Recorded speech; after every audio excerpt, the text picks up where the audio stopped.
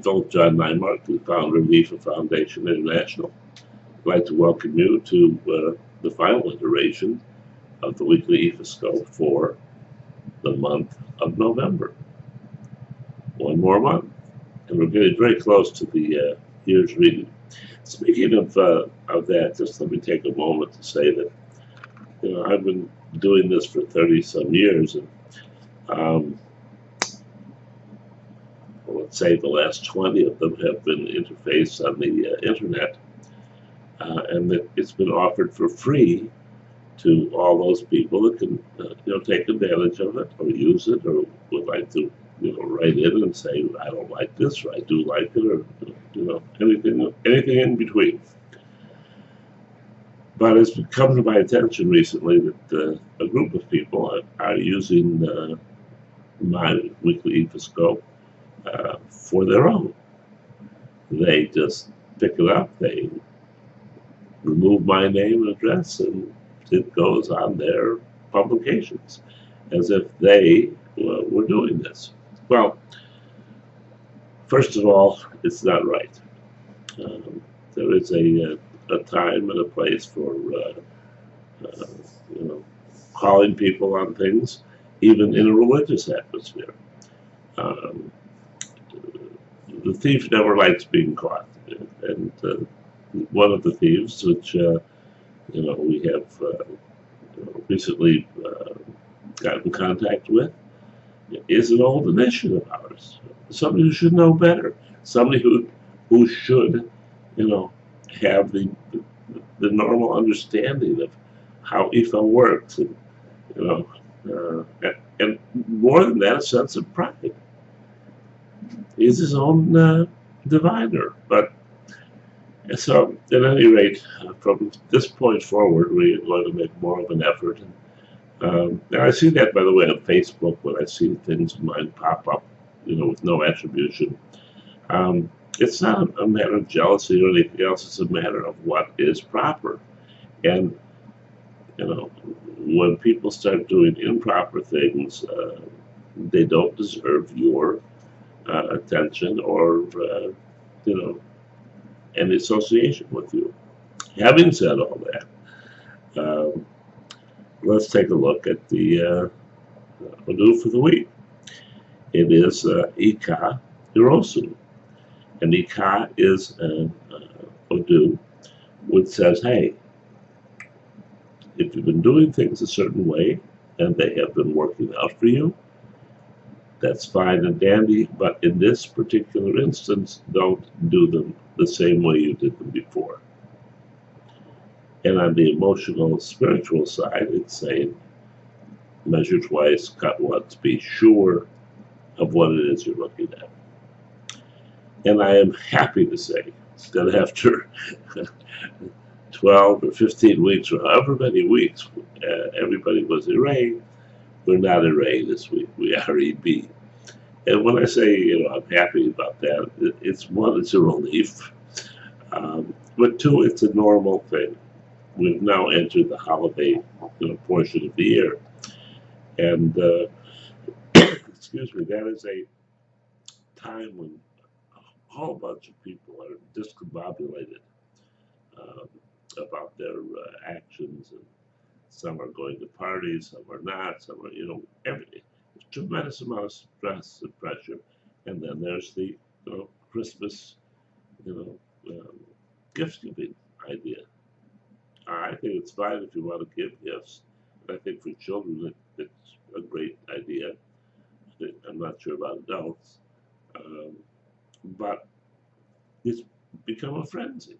It's become the reason for celebrating, and I think you want to think about that a little bit more before you act on it. At any rate, the energy was EB, and it was a wandering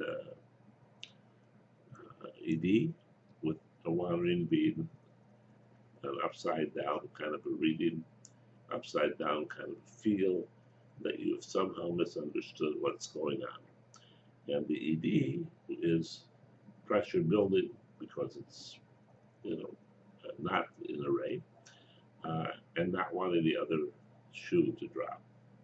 Well, we can say goodbye to all that because we have to take this and make it go there. It's very simple if you know what you're doing, and if you're not picking it up for free somewhere else where you don't have the answer to some of your questions. The subset, to be most effective is victory. Victory over difficulties, and it is irate AD.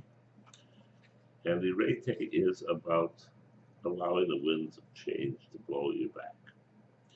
It's that time where you're not sure, you can't be sure of what it is that what direction you should go in, etc. It all has to do with that holiday season, with that disruption of our pattern, with disruption of the way we have been thinking and doing things. So, at any rate, those two things, definitely separated and made it victory over difficulty, or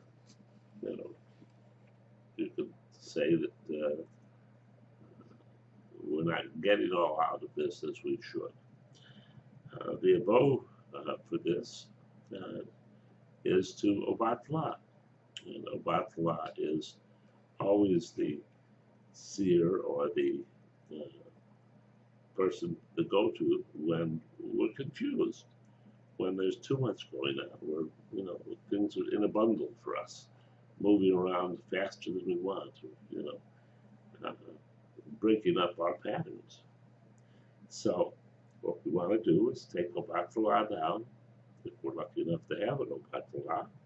If not, bring that which it suffices for your Obatala. One white candle, not two, not colored, not anything else. Simple white candle, a glass of water, and some pepe. And pepe is heated, kind of a specialty, a specialty. I don't want to say the word drug, but the closest thing. We use it for pregnancy, we use it for talking to people, etc. But here, we use it to get back on focus.